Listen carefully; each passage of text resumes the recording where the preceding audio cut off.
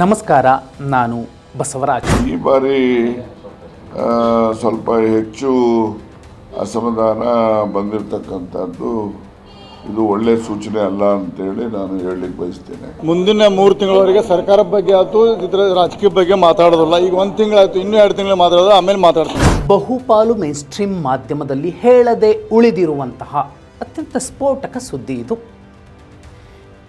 ಒಂದು ಮುಖ್ಯಮಂತ್ರಿಗಳ ವಿವೇಚನಾಧಿಕಾರದಲ್ಲೇ ನಡೆದಿದ್ದರೆ ಸಂಪುಟ ವಿಸ್ತರಣೆ ಅಥವಾ ಪುನರ್ರಚನೆ ಅಥವಾ ರಚನೆ ಏನೇ ಇರಬಹುದು, ಈಗಾಗಿರುವಂಥದ್ದು ಸುಮಾರು 19 ಸಚಿವರ ಪದಗ್ರಹಣ, ಒಂದು ನಾಯಕತ್ವದ ಶಿಸ್ತು ಇದ್ದಿದ್ದರೆ ನಾನು ನಿಮ್ಮನ್ನು ಸಚಿವರನ್ನಾಗಿ ಮಾಡಿದ್ದೀನಿ, ಮತ್ತು ಯಾರೇ ಮಾತಾಡಿದ್ರೆ ನಾನು ಹೈಕಮಾಂಡ್ಗೆ ರಿಪೋರ್ಟ್ ಮಾಡ್ತೀನಿ ಅಂತಲೋ ಇನ್ನುಳಿದ ಬಂಡಾಯವನ್ನು ತಣಿಸುವಂತಹ ಪ್ರಯತ್ನವನ್ನು ಒಬ್ಬ ಟೀಮ್ ಲೀಡರ್ ಖಡಕ್ಕಾಗಿ ಕಟ್ಟುನಿಟ್ಟಾಗಿ ಮಾಡಿದ್ದಿದ್ದರೆ ಎಲ್ಲವೂ ಉಪಶಮನ ಆಗ್ತಿತ್ತು. ಆದರೆ ಡಿ ಕೆ ಶಿವಕುಮಾರ್ ಅವರು ಏಕಾಏಕಿ ದೆಹಲಿಗೆ ದೌಡಾಯಿಸಲೇಬೇಕು.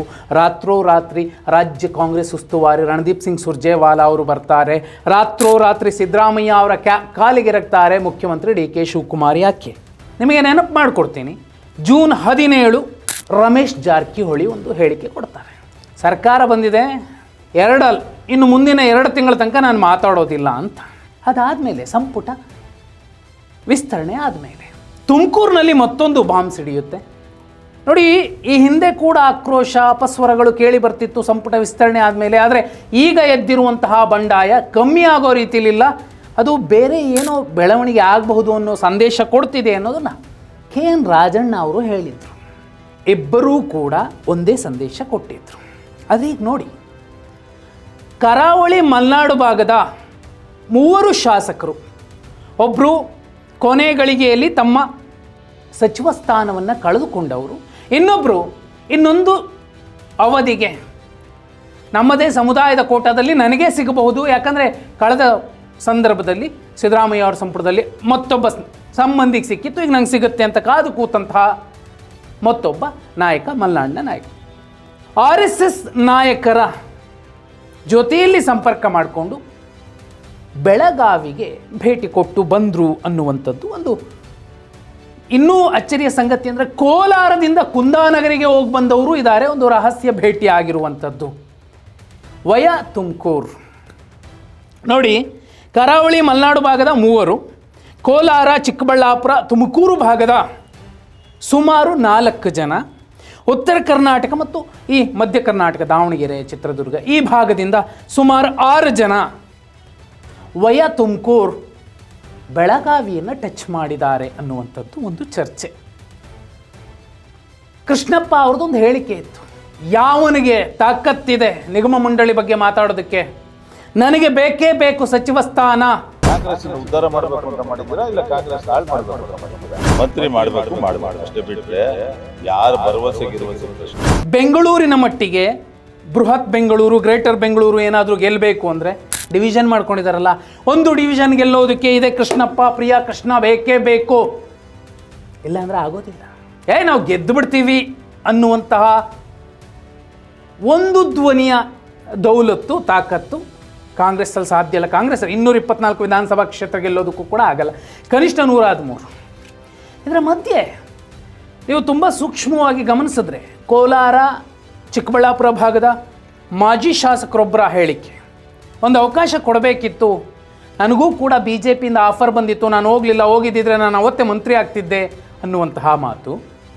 ಥೇಟ್ ಅದೇ ರೀತಿಯಲ್ಲಿ ತುಮಕೂರು ಭಾಗದಲ್ಲಿ ಮಾತಾಡಿದಂತಹ ಒಬ್ಬ ನಾಯಕನ ಹೇಳಿಕೆ, ಈ ದಾವಣಗೆರೆಯಲ್ಲಿ ಇತ್ತೀಚೆಗೆ ಚಿಗುರೊಡೆಯುತ್ತಿರುವಂತಹ ಹಿಂದುಳಿದ ವರ್ಗಗಳ ಪರವಾಗಿ ಧ್ವನಿ ಎತ್ತುವಂತಹ ಒಂದು ನಾಯಕತ್ವ, ಈ ಎಲ್ಲವೂ ಕೂಡ ಒಂದು ಸೂಪರ್ 30 ಅನ್ನುವಂತಹ ಕಾನ್ಸೆಪ್ಟನ್ನು ಇಟ್ಕೊಂಡಿರುವಂಥದ್ದು. ಸೂಪರ್ 30 ಅಂದರೆ ನೀವು ಬಹುಪಾಲು ಕೆಲವ್ರಿಗೆ ಗೊತ್ತಿರುತ್ತೆ. ಆನಂದ್ ಕುಮಾರ್ ಅನ್ನುವಂತಹ ವ್ಯಕ್ತಿ ಬಿಹಾರದಲ್ಲಿ ಅತ್ಯಂತ ಜಾಣ, ಈ ಬಡಬಗ್ಗರ ಮಕ್ಕಳನ್ನು, ಪ್ರತಿಭಾವಂತ 30 ಹುಡುಗರನ್ನು ಆಯ್ಕೆ ಮಾಡಿಕೊಂಡು ಪರೀಕ್ಷೆ ಮೂಲಕ ಅವರನ್ನು IITಗೆ ಕಳಿಸುವಂತಹ, ಕಸದಿಂದ ರಸ ತೆಗೆಯುವಂತಹ ಒಂದು ಸೂಪರ್ ಕಾನ್ಸೆಪ್ಟನ್ನು ಮಾಡ್ತಾರೆ. ಹೃತಿಕ್ ರೋಷನ್ ಅವರ ಹಾಕ್ಕೊಂಡು ಒಂದು ಸಿನಿಮಾ ಕೂಡ ಬಂತು ಸೂಪರ್ 30 ಅಂತ. ಆ ರೀತಿ ಸೂಪರ್ 30 ಸುಮಾರು 30 ಶಾಸಕರ ದಂಡನ್ನು ಒಗ್ಗೂಡಿಸುವಂಥದ್ದು. ಅಂದರೆ ಸರ್ಕಾರ ಕೆಡವೋದಾ ಅಥವಾ ಮತ್ತೊಂದಾ? ವೇದಿಕೆ ಸಜ್ಜುಗೊಳ್ತಿದೆ. ಆಗಸ್ಟ್ 15ರ ಒಂದು ಅತೃಪ್ತರ ಮೀಟಿಂಗ್ನ ನಂತರ ಅದು ಯಾವ ರೂಪದಲ್ಲಿ ಕಾಣಿಸ್ಕೊಳ್ಳುತ್ತೆ ಅನ್ನೋದು ಕನ್ಫರ್ಮ್ ಆಗುತ್ತೆ. ಅದ್ರ ಜೊತೆಯಲ್ಲಿ ಈ ಹಿಂದೆ 2013-18 ಮಧ್ಯೆ ಸಿದ್ದರಾಮಯ್ಯ ಅವರ ಸಂಪುಟದಲ್ಲಿ ಅವರನ್ನು ಆಯ್ಕೆ ಮಾಡ್ಕೊಂಡಿರಲಿಲ್ಲ, ಇಬ್ಬರನ್ನು, ರಮೇಶ್ ಕುಮಾರ್ ಅವರನ್ನು ಮತ್ತು ಕಾಗೋಡು ತಿಮ್ಮಪ್ಪ ಅವರನ್ನು. ಅವರಿಬ್ಬರೂ ಕೂಡ ಕಾಂಗ್ರೆಸ್ನೊಳಗಿನ ಅಸಲಿ ವಿಪಕ್ಷ ನಾಯಕರಾಗಿ ಆಡಳಿತಾರೂಢ ಸರ್ಕಾರವನ್ನು, ತಮ್ಮದೇ ಮುಖ್ಯಮಂತ್ರಿಯನ್ನು ಪದೇ ಪದೇ ಕಟ್ಟಿ ಹಾಕ್ತಿದ್ರು. ಅಂತಹ ಕೆಲಸವನ್ನು ಈ ಸೂಪರ್ 30 ಕಾಂಗ್ರೆಸ್ ಒಳಗಡೆನೇ ಇದ್ಕೊಂಡು ಅವರದ್ದೇ ಮುಖ್ಯಮಂತ್ರಿ ಡಿ ಕೆ ಶಿವಕುಮಾರ್ ಅವರನ್ನು ಕಟ್ಟಿ ಹಾಕುವಂತಹ ಸಾಧ್ಯತೆಗಳು ಬರಬಹುದು. 2028ರ ಹೊತ್ತಿಗೆ ಅವರು ಬೇರೆ ಲೆಕ್ಕಾಚಾರಗಳನ್ನು ಕೂಡ ಇಟ್ಟುಕೊಳ್ಳಬಹುದು. ಹಾಗಾಗತ್ತಾ? ರಾಜಕಾರಣದಲ್ಲಿ ಹೀಗೇ ಆಗತ್ತೆ, ಹೀಗಾಗೋದಿಲ್ಲ ಅಂತ ಯಾರೂ ಕೂಡ ಭವಿಷ್ಯ ನುಡಿಯೋಕ್ಕೆ ಸಾಧ್ಯ ಇಲ್ಲ. ಯಾಕೆ ಈ ಮಾತು ಹೇಳ್ತಿರೋದು ಅಂದರೆ, ಸಿದ್ದರಾಮಯ್ಯ ಅವರು ಬಸವರಾಜ ಶಿವಣ್ಣನವ್ರಿಗೊಂದು ಪೋಸ್ಟ್ ಕೊಟ್ಟಿದ್ದಿದ್ರೆ ಸುಮ್ಮನಿರ್ತಿದ್ರು ಅನ್ನೋದು ಲೆಕ್ಕ ಏನಿದೆಯೋ, ಜಮೀರ್ ಅಹ್ಮದ್ ಖಾನ್ ಅವರಿಗೆ ಅವಕಾಶ ಕೊಡಬಾರ್ದಾಗಿತ್ತು, ತನ್ವೀರ್ ಸೇಠ್ಗೆ ಕೊಡಬೇಕಿತ್ತು ಅನ್ನುವ ಲೆಕ್ಕಾಚಾರ ಏನಿದೆಯೋ, ಈ ಮಾತುಗಳೆಲ್ಲ ಆದಮೇಲೆ ಮುಖ್ಯಮಂತ್ರಿ ಡಿ ಕೆ ಶಿವಕುಮಾರ್ ಅವರು ಸಿದ್ದರಾಮಯ್ಯ ಅವರನ್ನು ಭೇಟಿ ಮಾಡಿ ಬಂದ ಮೇಲೆ ಒಂದು ಬಾಂಬ್ ಸಿಡಿಸಿರೋದು. ಜಾತಿ ಗಣತಿ ವರದಿ ನಾನು ಸ್ವೀಕಾರ ಮಾಡಿದ್ದೀನಲ್ವಾ, ಅನುಷ್ಠಾನ ಮಾಡಿಸ್ಕೊಳ್ಳೋದಕ್ಕೆ ನಿಮಗೇನಾಗಿದೆ, ಯಾಕೆ ಸುಮ್ಮನೆ ಕೂತಿದ್ದೀರಿ ಅನ್ನುವ ಮೂಲಕ ಯಾರಿಗೆ ಯಾವ ರೀತಿ ಬಿಸಿ ಎಲ್ಲಿ ಮುಟ್ಟಿಸ್ಬೇಕೋ ಅಲ್ಲಿ ಮುಟ್ಟಿಸ್ಬೇಕು ಅನ್ನುವಂತಹ ಸಂದೇಶ ರವಾನಿಸಿದ್ದಾರೆ. ಅಂದರೆ ಒಳಗೊಳಗೆ ಎಷ್ಟು ಸಲೀಸಾಗಿ CM ಸ್ಥಾನವನ್ನು ಬಿಟ್ಟುಕೊಟ್ರೋ ಅಷ್ಟೇ ಸಲೀಸಾಗಿ ರಾಜ್ಯಭಾರ ಮಾಡಲಿಕ್ಕೆ ಮುಖ್ಯಮಂತ್ರಿಯ ಗಾದಿಯಲ್ಲಿ ಕುರ್ಚಿಯಲ್ಲಿ ಕೂತು ಸಲೀಸಾಗಿ ಡಿ ಕೆ ಶಿವಕುಮಾರ್ ಅವರು ಪೆನ್ನು ಪೇಪರು ಸಿಕ್ಕಿದೆ ಬರೆದು ಬಿಸಾಕ್ತೀನಿ ಅನ್ನುವಂತಹ ಸ್ಥಿತಿ ಇರಲ್ಲ.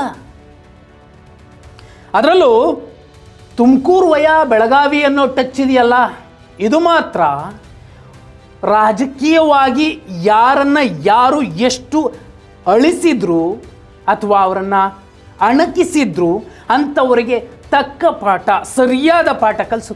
ನೋಡಿ, ಏನಿಲ್ಲ, ಸರ್ಕಾರ ಕೆಡವಲೇಬೇಕು ಅಂತೇನಿಲ್ಲ. ಸಾಧ್ಯ ಆದಷ್ಟು ನೆಮ್ಮದಿಯಾಗಿ ಆ ಕುರ್ಚಿಯ ಮೇಲೆ ಕೂರದಂತೆ ನೋಡಿಕೊಂಡ್ರೂ ಸಾಕು, ಅವ್ರು ಗೆದ್ದು ಬಿಡ್ತಾರೆ. ಯಾರು ರಾಜಕೀಯವಾಗಿ ಯಾರೆಲ್ಲ ತಮ್ಮ ಹುದ್ದೆಗಳನ್ನು ಕಳ್ಕೊಂಡ್ರೋ, ಒಂದು ಸಾಮಾಜಿಕವಾಗಿ ತಮ್ಮ ವರ್ಚಸ್ಸಿಗೆ ಧಕ್ಕೆ ಕಳಂಕವನ್ನು ಅವರಿಂದ ಬಳಸಿಕೊಂಡರೆಂದು ಆರೋಪಿಸಲಾಗ್ತಿದೆಯೋ ಅಂಥವರು ತಕ್ಕ ಪಾಠ ಕಲಿಸಬಹುದು. ಈ ಸೂಪರ್ 30 ಅನ್ನುವಂಥದ್ದು ಇದೆಯಲ್ಲ, ಈ ನಂಬರ್ ಹೆಚ್ಚಾಗಬಹುದು. ಬಹುಪಾಲು ಮಾಧ್ಯಮಗಳಲ್ಲಿ ಹೇಳ್ತಿದ್ದಾರೆ 20 ಜನ 21 ಜನ ರಾಜೀನಾಮೆ ಕೊಡಬಹುದು, ಹಾಗೆ ಹೀಗೆ ಬೆದರಿಸ್ತಾರೆ. ಅವೆಲ್ಲ ಸುಮ್ಮನೆ ಮಾತುಗಳಷ್ಟೇ, ಕತೆಗಳಷ್ಟೇ. ಶಿವಗಂಗಾ ಬಸವರಾಜ್ ಹೇಳ್ತಿದ್ರು, ಸುಮ್ಮನೆ ಹೇಳ್ತಾರಷ್ಟೇ, ಯಾರೂ ಕೊಡಲ್ಲ ಅಂತ. ಒಂದು ಸಲ ಅದೃಷ್ಟಕ್ಕೆ ಗೆದ್ದಿರುವಂತಹ ಆ ಶಾಸಕ, ಬಂಗಾರಪೇಟೆಯ ಶಾಸಕರು ಹೇಳಿದ್ರು, ನಾರಾಯಣ ಸ್ವಾಮಿ 20 ಜನ ಕೊಡ್ತೀವಿ, ಹಾಗಿದ್ರೆ ಸರ್ಕಾರ ಉಳಿಯುತ್ತಾ, ತಾಕತ್ತಿದೆಯಾ ಅನ್ನುವ ಧಾಟಿಯಲ್ಲೇ ಮೆಸೇಜ್ ಕೊಟ್ಟರು. ಸೀನಿಯರ್ ಲೀಡರ್ ಕೃಷ್ಣಪ್ಪ ಅವರು ಇದೇ ರೀತಿ ಮಾತಾಡಿದ್ರು. Senior leader D K Shivakumar ಪಾಪ ಹೇಗೋ ಒಂದು CM ಸ್ಥಾನವನ್ನು ಪಡ್ಕೊಂಡಿದ್ದಾರೆ, ಸಿದ್ದರಾಮಯ್ಯ ಅವರು ಸಲೀಸಾಗಿ ಕೊಟ್ಟರು. ಹಾಗಂತ ಎಲ್ಲವನ್ನ ಸಲೀಸಾಗಿ ಮಾಡ್ಕೊಂಡು ಹೋಗ್ಬಿಡ್ತೀನಿ ಅನ್ನುವ ಸ್ಥಿತಿಯಲ್ಲಿ ಪಾಪ ಡಿ ಕೆ ಶಿವಕುಮಾರ್ ಅವರು ಇಲ್ಲ. ರಾಹುಲ್ ಗಾಂಧಿ, ಮಲ್ಲಿಕಾರ್ಜುನ್ ಖರ್ಗೆ, KC ವೇಣುಗೋಪಾಲ್, ರಣದೀಪ್ ಸಿಂಗ್ ಸುರ್ಜೇವಾಲಾ, BK ಹರಿಪ್ರಸಾದ್, ಸಿದ್ದರಾಮಯ್ಯ, ಇಷ್ಟೆಲ್ಲ ಜನರು ಟಿಕ್ ಟಿಕ್ ಟಿಕ್ ಅಂತ ಹಾಕಿ ಅಳಿಸಿ ಆದಮೇಲೆ ಸಂಪುಟ ರಚನೆ ಆಗಿದೆ, ವಿಸ್ತರಣೆ ಆಗಿದೆ. ಹೊಣೆಗಾರಿಕೆ ಯಾರೋ ಹೊತ್ಕೊಳ್ಳೋದಿಲ್ಲ, ಮುಖ್ಯಮಂತ್ರಿ ಡಿ ಕೆ ಶಿವಕುಮಾರ್ ಮೇಲೆ ಬೀಳುತ್ತೆ. ಆದರೂ ಸರಿ ತಪ್ಪುಗಳು ಒಪ್ಪುಗಳು ಎಲ್ಲವೂ ಕೂಡ ಈಗ ಡಿ ಕೆ ಶಿವಕುಮಾರ್ ಅವರ ತಲೆ ಮೇಲೆ ಬೀಳ್ತಿದೆ. ಇಂತಹ ಸಂದರ್ಭದಲ್ಲಿ ಸುಮಾರು 30 ಶಾಸಕರ ದಂಡು ಹೊಸದೊಂದು ಪರ್ಯಾಯ ವೇದಿಕೆಯನ್ನು ಸೃಷ್ಟಿಸಿಕೊಂಡು ಡಿ ಕೆ ಶಿವಕುಮಾರ್ ಅವರನ್ನು ಆಟಾಡಿಸಬಹುದು ಅನ್ನೋ ಸ್ಥಿತಿಯಲ್ಲೂ ಕೂಡ ಒಂದು ಹೊಸ ವ್ಯವಸ್ಥೆ ನಿರ್ಮಾಣ ಆಗ್ತಿದೆ. ಆಗಸ್ಟ್ 15ರ ಮೀಟಿಂಗ್ ಇದೆಯಲ್ಲ, ಅತೃಪ್ತರ ಮೀಟಿಂಗ್, ಅವತ್ತು ಇದಕ್ಕೆ ಪಕ್ಕಾ ಕ್ಲಾರಿಟಿ ಸಿಗುತ್ತೆ. ಹಾಗಿದ್ರೆ ಡಿ ಕೆ ಶಿವಕುಮಾರ್ ಅವರು ನೆಮ್ಮದಿಯಾಗಿ ರಾಜ್ಯಭಾರ ಮಾಡಲಿಕ್ಕೆ ಅವಕಾಶ ಇದೆಯಾ, ಬಿಡ್ತಾರಾ, ಅದಾಗತ್ತಾ, ಸರ್ಕಾರ 2028ರ ತನಕ ಉಳಿಯಬಹುದಾ? ಕಮೆಂಟ್ ಮಾಡಿ.